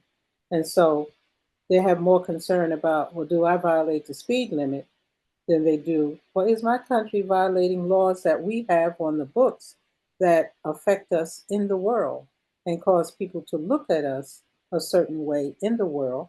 And we don't have any idea, well, why? You have politicians that say, well, they hate us, they hate our culture, and, and all of this. Okay, well, are they justified in hating you? I mean, have you assassinated their duly elected leaders year after year, after decade after decade after decade? So this is good. It's good conversation, and I'm going to let me say one thing to that, just really quick. Okay. I agree with you. I agree with Brother Hamid, and I just want to say that even though, and Brother Fleming, thank you for reminding us that civics is required in North Carolina high schools. But I want to remind you that they're rewriting the books so that history is rewritten. So if we're just relying on the same people who are perpetuating injustices to teach justice, it seems a little wicked to me. That seems a little flawed. I think that we, programs like this, programs like some of the other programs on, on AM360, but programs that focus on, I'm going to say, telling the truth, call a thing a thing. However, at the end of the day, what's the solution? Because we can complain all day long. But if we continue to sit out or say, what's the worst that could happen? You're experiencing it right now. You're experiencing it right now. Because a lot of people went through the last elections, if we're being honest with ourselves, we got through. And I heard this from the biggest Muslim organizations in the country. When we got through the first administration, we'll get through this one. Okay, but you're not going to get through unscathed. You're not going to get through without, people not only losing their rights, but losing their lives. And so I think that sometimes what we can do and what we're doing right now is also talking about what are the unintended consequences of taking action A, B, or C, or not taking any action at all. Because you can't, when it comes to justice and human rights and decency, there's no sitting on the fence. But a lot of times, or no sitting out either. And so I don't think there's any room for sitting out or sitting on the fence if we are going to have any type of influence or say in remaking this society the way in which it benefits all people. All people. And so it's todo for me. Okay. And I would also say with the Foreign Assistance Act, I'll have to check to see if this comes under it. But besides, if we look at the genocidal government of Israel, okay, the Leahy laws will deal with that in terms of the military thing. But there are also, and I have to find out, there are also assistance plans that we give to Israel in the social in the social realm too. So I'm going to look further into that. We shouldn't be giving them aid in those social areas as well as the military areas. Okay, Michael and Mahassan, your hand is up. I'm going to limit both of you to 1 minute because we're at 11:47. Assalamu alaikum. Yeah, we Give us need a line. a different paradigm. Um, the longer a public official is in office, the longer that they can get the support from those people that they align themselves with for the bad uh, representation, like supporting what's going on over in Israel. Excuse me. So why not approach a rubber meet the road type of a approach to put people in, and if we see through studying them that they're not responding as we need them to respond to the common human rights and other types of issues, vote them out before they get a foothold. And one brother that I met in Birmingham, he uh, he voted when the Nation of Islam did not vote, and he saw that he was free to vote, even though the leader said we shouldn't vote. Elijah Muhammad said we shouldn't vote. He said, "Brother, I voted, and I voted with the mind that the lesser of the two evils, which one could hurt me the least." And I think we need to change this paradigm, stop looking for perfection, and identify, those pragmatic issues of approaching strategies. And the same way with our community, Muslim communities. The children are not there. Well, what do we do to get them back? Maybe they shouldn't come back because of the way we're structured. We don't have a program.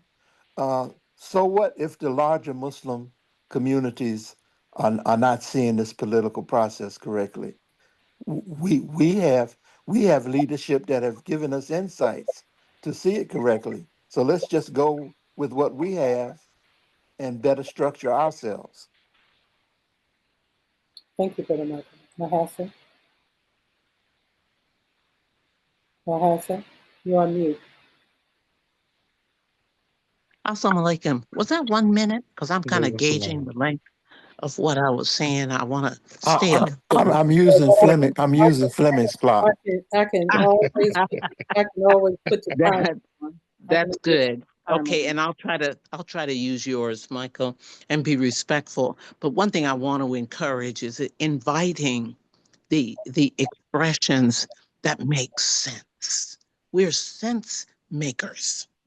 Ultimately, that's what my journey is in Al Islam, is to make better and better logic and sense out of the chaos that we're experiencing in the world. And I hate to have it sound so urgent, but we are living in an urgent time. And I think it was Malcolm X who repeated that a people devoid of historical memory are doomed to relive it, you know. And Imam Muhammad ended up his discussion on attaining that ethical society by identifying three stages. One is spiritual integrity, two, contextual integrity, and the last stage is a global ethical society based on procedural integrity. That's where we are now. We're defining that. And Sister Cheryl, I really appreciate your your outlook, and recognition. But one thing I'm looking for as a senior, and as a grandmother and whatnot, is the kind of change that will establish our and confirm our capacity to make change. Things are going along now. Look at the USAID program, right? International development aid that has been used in many cases as a cover up or a meddling and manipulation tool in other societies. And we have to recognize and own that as a nation, that due to the voting patterns, we've allowed those who we have elected to deviate from what has been our fundamental source and good lead. So I will constantly, you know, argue this point of contextual integrity, especially since his absence, because we want to see communities of people who will make use of the opportunities that are here in America, who cooperate humanely with each other for excellence and the progress of the whole. And if that sounds like a religiosity, Cheryl, it'll have to stand, because this is the day we prayed for. That's the way we work. And this is the purpose for which we were created, and I dare say are existing here on this earth. And I'll stop right there. Okay, thank you. Um,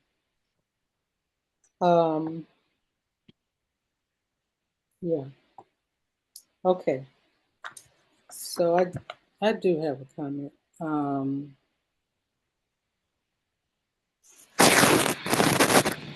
It's good for us to have varying opinions and perspectives, and that is a characteristic of Shura, that we don't have just groupthink, we have diversity of thought too. And inshallah, in the exchange of those diversity of thoughts, we can bring it down to a common place where we can have agreement, inshallah. The next one on my list was the Leahy laws, codified in 22 USC and section 2378D, for those who are making note, and 10 USC section 362. The purpose of the Leahy laws prohibits U.S. military assistance to foreign military units that commit gross violations of human rights. Two versions of this. The State Department Leahy Law 22 U.S.C. 237-8D applies to state-funded assistance. And Defense Department Leahy Law 10 U.S.C. Section 362 applies to Pentagon-funded training and equipment. So, any comments on the Leahy Law? Is Congress respecting this legislation? Is the executive branch respecting this legislation? Where do we stand today with the Leahy laws?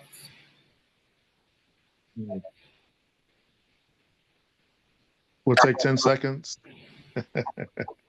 Inshallah. 10 Inshallah. seconds. 10 seconds, inshallah. I want to identify the source of a lot of these human rights issues. We don't give her enough respect, I don't think, and that is former First Lady Eleanor Roosevelt. If you read the preamble to the United Nations Charter, a lot of these issues related to human rights are indicated there. And a lot of these other political leaders leaned off of that without giving her due credit. I want to say that first. But there's two things going here. We got the letter of the law and we have the spirit of the law. Now, the spirit of the law is really going to be very, very specific in identifying what are human rights. And once you allow the general public to sort of dismiss people's human rights, that means the right to food, shelter, education, etc., then you become insensitive to their needs. And that happens over and over again. So we have to always hold up the banner. Human rights are God-given rights. And I think Imam Muhammad was very clear in the book Al-Islam and American Democracy, when he very specifically stated that the lifeline of this whole country is based on the premise that we hold these truths to be self-evident, that all men are created equal, endowed by their creator with certain inalienable rights, that among these are life, liberty, and the pursuit of happiness. That's a fundamental gift that every human being should be born with. When there's a violation, it should be addressed. But the spirit of enforcing that is waned so much now. It is almost impossible to even hear the word human rights in the media. We're discussing it, and it should be discussed, but how often do you hear the expression human rights in the general media? It's very rarely mentioned or referred to. And I'll end with this. We have to hold these people accountable ourselves. We know what the law says. We don't see it being enforced. And there's so many examples that would not been enforced that it would take the whole program just to identify them because it's been not enforced over and over and over again. And I think in terms of solutions, when we have these meetings with some of these elected officials, take with you an agenda with a platform and ask them to support your specific agenda of values you hold dear. If they don't support them, then act accordingly. Don't support them. But we need to go into that arena with a specific platform of our own, summarizing our important needs and concerns, and see if they will make a position or take a position to support them. If they don't, then we know what we can do. We can vote them out of office. But keep those two things in mind in terms of solutions. Form forums to bring these people to the community to answer questions based on your own identifiable platform that represents your values as a community. And then hold them accountable. So we got to know the law of this land, the founding fathers' law, all of those freedom documents. We got to be familiar with them.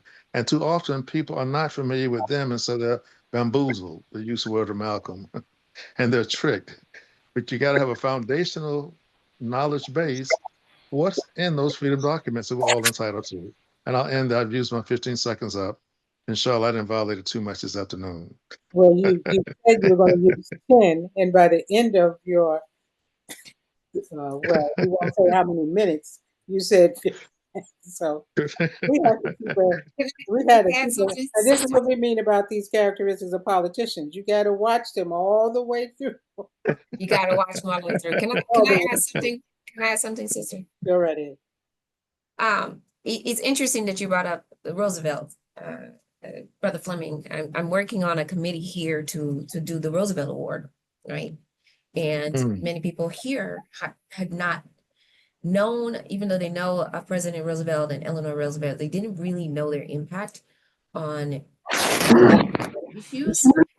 And when I was doing my research, what I found interesting was that he gave that very famous speech, the Four Freedoms speech on January 6th, January 6th, 41.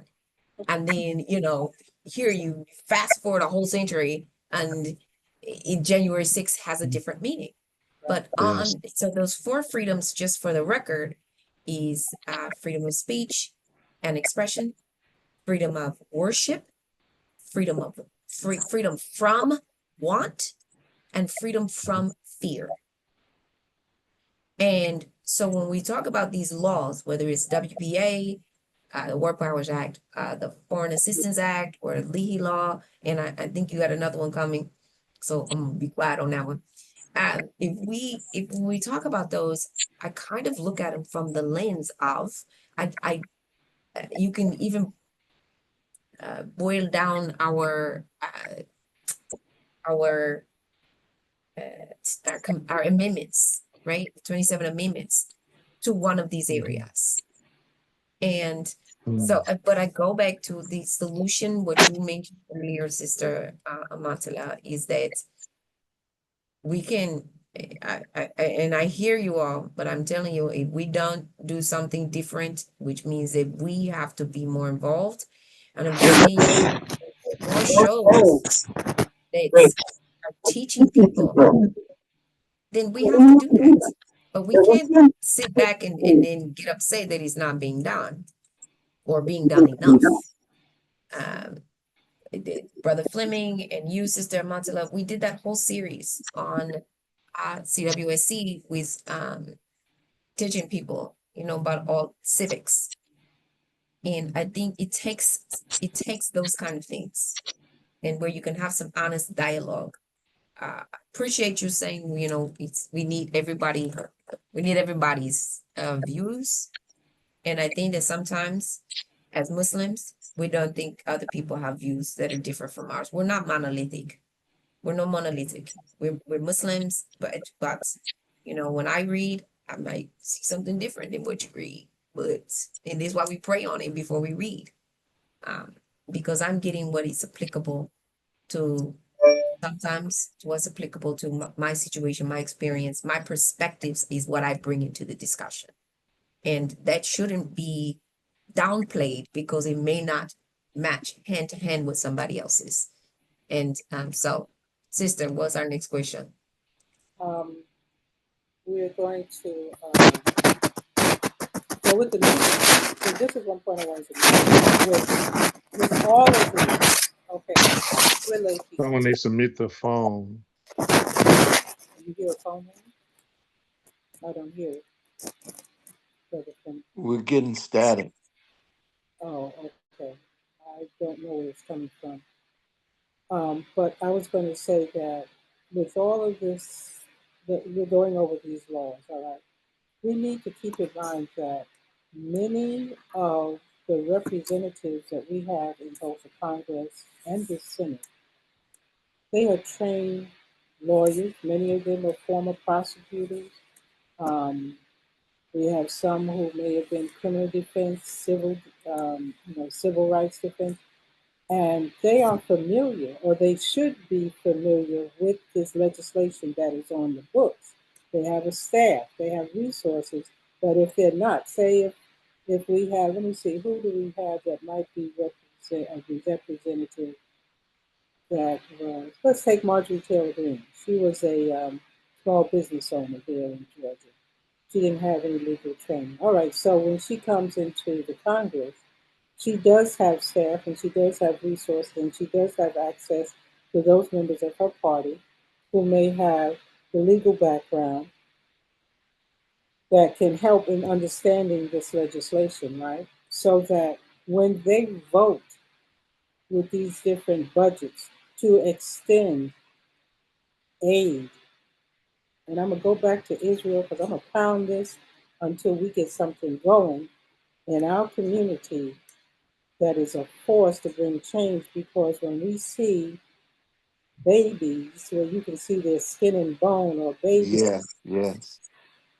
just it's just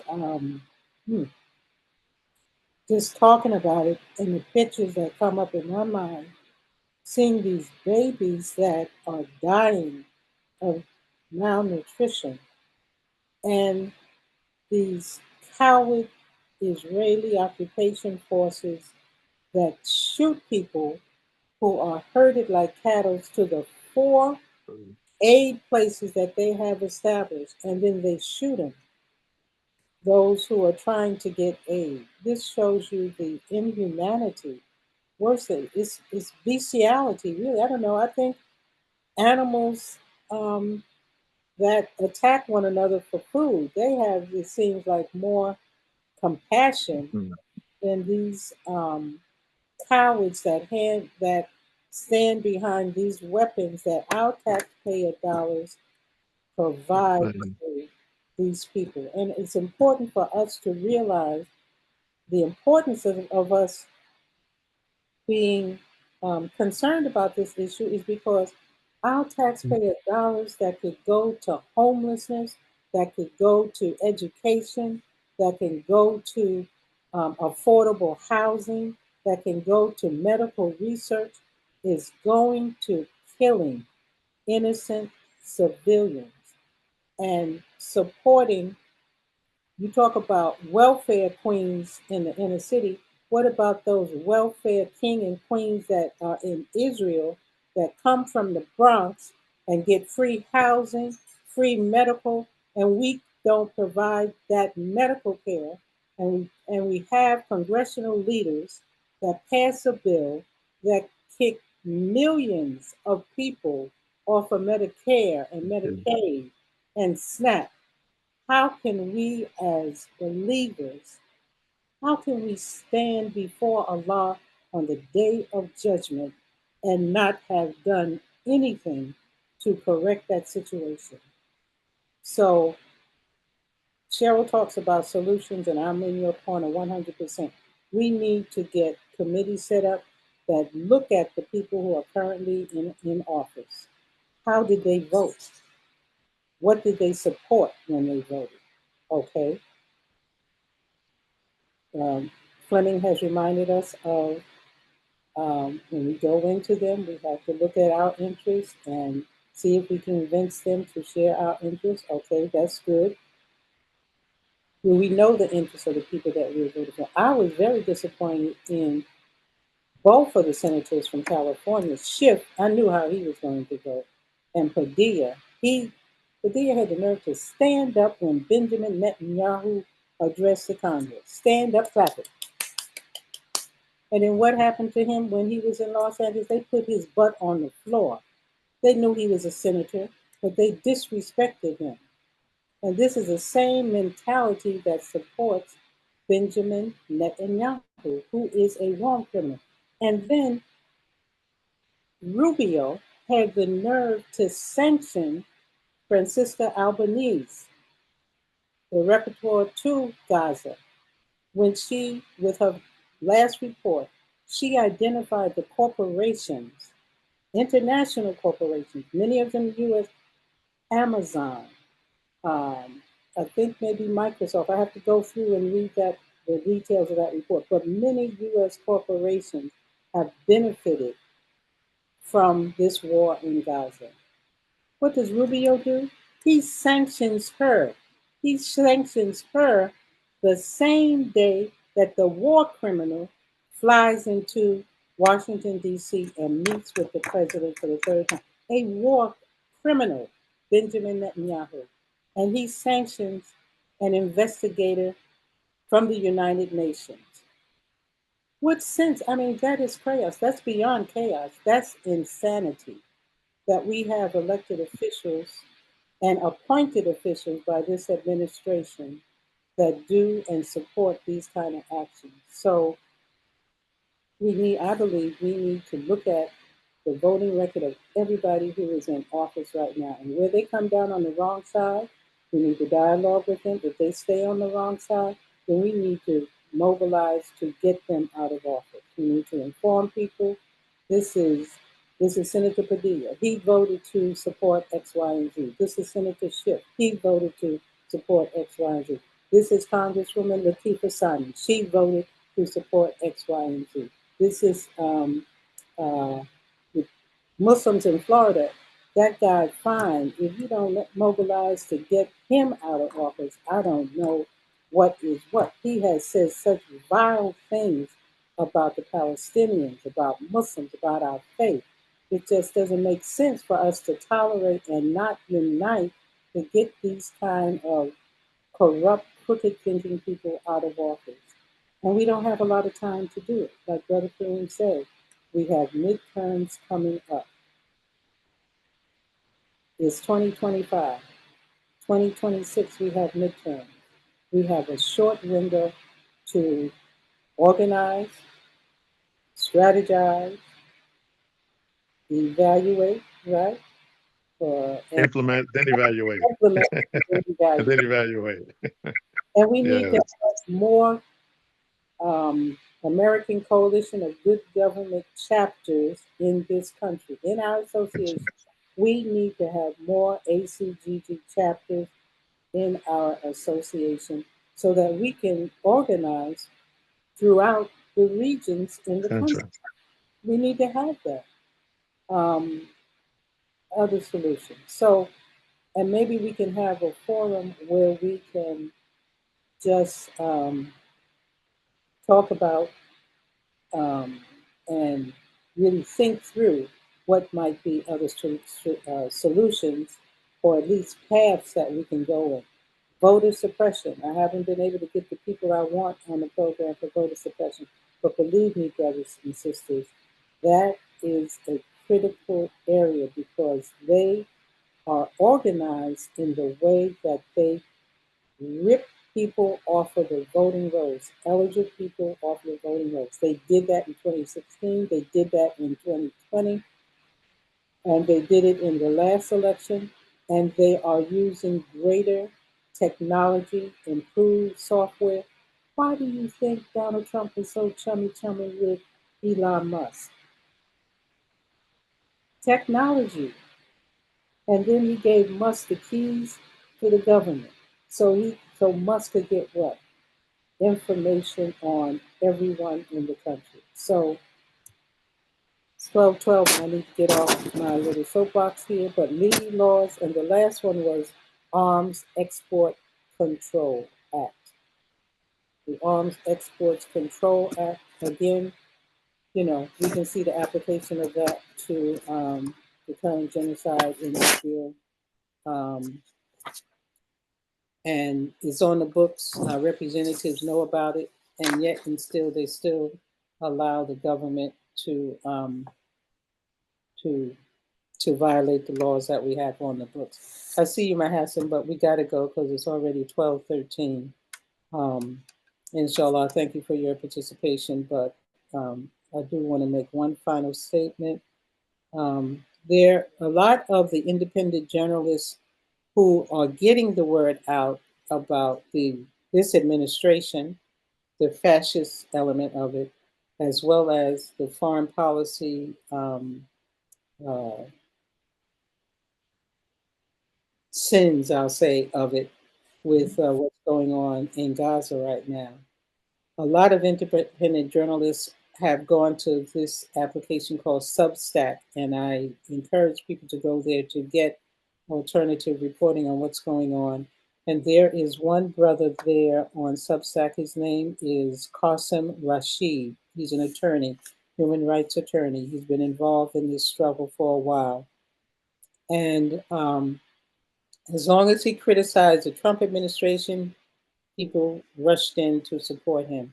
As soon as he continues his analysis and condemnation of the Israeli genocide that is ongoing, he lost 300 supporters. And the Substack, they give you an analysis of what people say why they left your subscription.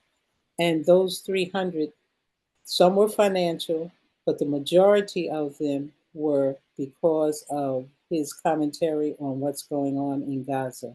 So it shows that there's a lot of work to be done. They have a free subscription option, but these 300 people, you can upgrade to a paid subscription to get more content. These were 300 paid subscribers that he lost. So if any of you would go and check out his Substack postings, and if you feel that you want to upgrade to a paid subscription, that would be good to be able to help them in that way.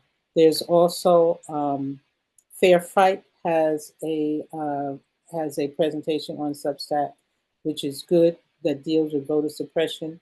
And so I advise you to go to that too. It's called Our Rights, something with rights. And Joy Reid, she has a Substack thing there if you like what she has been doing. This week she had 2 women on the program that were dealing with immigration policy. And I'm going to say this one short story, one thing that they highlighted. A woman from Baji, BAJI, is an organization. Nana, I'm not going to say her last name because I can't remember it. It was Nana G is the initial of her last name. But one story that she talked about was a brother who was deported, picked up off the streets, deported, or held in detention, to be deported to Jamaica because his father was from Jamaica. Naturalized citizen, because just like John McCain, the senator who passed away, he was born on a military base in Germany. His father was in the armed forces when he was born. He was born as a U.S. citizen because he was born on a U.S. military base in Germany. He was picked up by ICE, and I believe he was waiting for some time in detention, and they were going to deport him to Jamaica because of his father's birthplace. Germany didn't want him. They said, "Well, he's not German. He was born on a military base." So this man is not so much that he's not a citizen of the United States. He is stateless. Stateless. America is saying he doesn't belong here. Jamaica is saying, well, he's never been here. He was born in America. And Germany is saying he's not a citizen of Germany. He was born on a U.S. military base. So this is the chaos that this government is creating, not only here in America, but throughout the world. And this is just one example that we know of. There might be many more. We don't know. But anyway, 12:18, we gotta go. We gotta go. Fleming, you have any final comments? Just 5 seconds only. Inshallah, going forward, we might want to focus in on strategies and solutions as a part of our overall presentation. Strategies and solutions. No matter what we're discussing, let's also include some strategies and solutions, inshallah, going forward. My heart is filled with a lot of things, but I have to hold them into next Monday, same time, MAP5. Inshallah, we'll share those at that moment, inshallah, going forward. Thank you very much. Thank you, Brother Fleming, for your comments and your wealth of knowledge. Honorable Cheryl Sudduth, final What he comment? said, what he said, Okay, what he said, I don't need much more. I'm gonna stick by what I've been saying all day. We need some solutions, and we need solutions that are going to cause us to work with stealing from our organization, Sister Mata, like-minded people. We're not all yes, going to be Muslim. They're right, not all going to be Muslim because we're not in charge of this country. yes, But if we don't find a Yes. way to compromise, to not compromise your values, but to reach some cooperative, collaborative, compromising solutions, we are going to see it gets much, much worse before it gets better. And then, Sister, I don't know if you or Brother Fleming want to announce the VRA meeting on Wednesday before people get out, or so at least it's on the recording. Voting Yes. Rights Act Go meeting. ahead, Sister Cheryl. You announced, Sister Cheryl. Go ahead. It's Okay, a Senate so hearing. Senator Padilla and Senator Durbin, Dick Durbin. Senator Padilla is the ranking member here in California. They are having a meeting. It's 11 o'clock Pacific, 2 o'clock Eastern, and it is a spotlight on the voting rights. It's if you're in the DC area, you have to RSVP to Allison_Hunn, HUNN at rules.senate.gov to appear in person in the Senate Russell Room, 385. Otherwise, it will be live streamed. And I will tell you that I listened to a lot of Senator Padilla's meetings. And so you can either go to his page or to Dick Durbin, who's the Democrat from Illinois, his page. They're both ranking members. Padilla's Yes. ranking member of the City Committee on Rules and Administration. He was our former Secretary of State here in California. And Dick Durbin is the ranking member of the Senate Judiciary Committee. So this Rules and Judiciary Committee meeting, again, is going to spotlight voting rights, but it's titled Protecting the Future of American Democracy, Fighting a Surge in Voter Suppression. I think that it's, I want to say that I'm not going to ask you to just log on. I'm going to tell you it's your homework assignment and give it to other people so that when Sister Amatullah brings the show about the Voting Rights Act, we are addressing it from a source of strength and facts and not feelings. And we come forth, as Brother Fleming just said, with some solutions and a plan. A plan. Yes. Sister Cheryl, Esto, can you put that in the chat? Can you put the attendance of that, make that available to us in the chat, please? back to you, Sister Matula. Let me know you want me to take us out. Okay, I will. Okay. I will One of the participants also is a judge from North Carolina who was just seated after all that nonsense she had to go through. She'll also be Yes. discussing the Voter Suppression Act. I know her personally, so I invite you to join that effort. And let's do our part too, inshallah. Let's do our part. Not just discuss it. Let's do our part.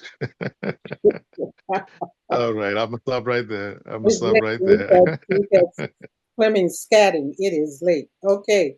Thank you for reminding us of that, Cheryl. We also want to acknowledge the IWDM 50 event that is happening this weekend before our next broadcast. It'll be in Philadelphia, August 1st, 2nd, and 3rd. You can go to IWDM at gmail.com if you need information on the IWDM 50 at gmail.com if you need further information.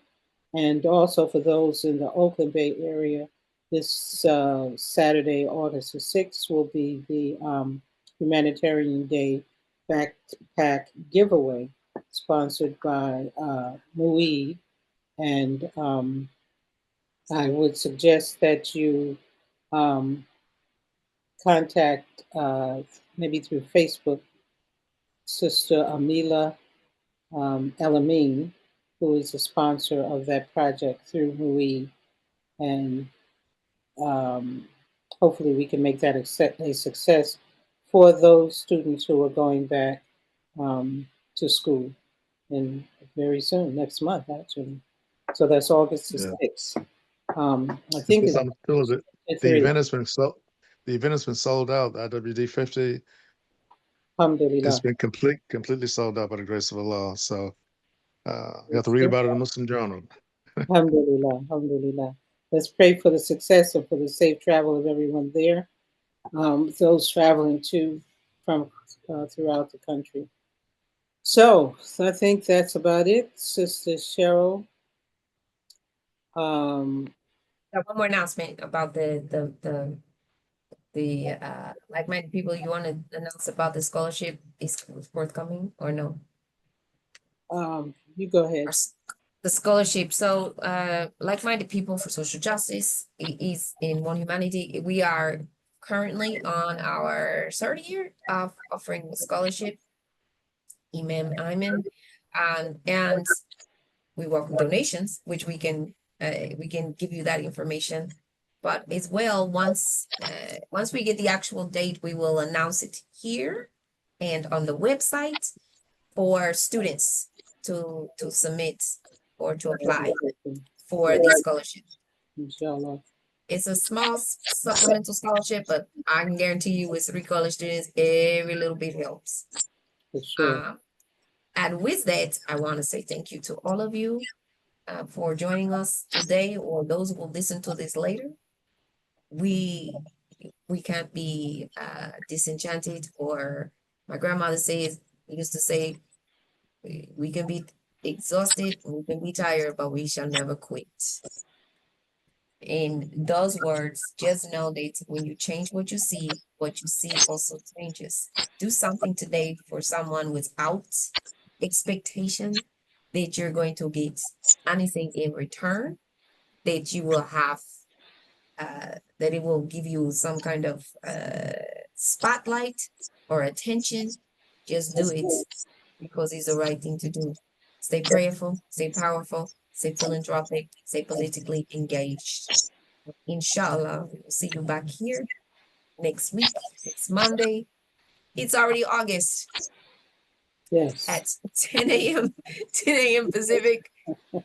So it'll be 1 o'clock Eastern or 10 a.m. Pacific. You know, that's this coast over here. That's the one where we enjoy more sunlight. But it rises from the east. And it sets in the west. Sets in the west. And it hovers, and then not to leave out the Midwest, it hovers over the Midwest. Yes, it does. How about that? And everybody stay safe. like For those of you who are in heat ravaged areas of the country, drink plenty of water, get some shade, take care of yourselves. Inshallah, we'll see you next week. Peace and blessings. Peace and blessings. Assalamu alaikum. Wa alaikum assalam. And do you have your final words, Sister Cheryl? Peace. Well, that's a wrap. That's a wrap. That's a wrap. Assalamu alaikum, everyone. Assalamu alaikum. All these guys.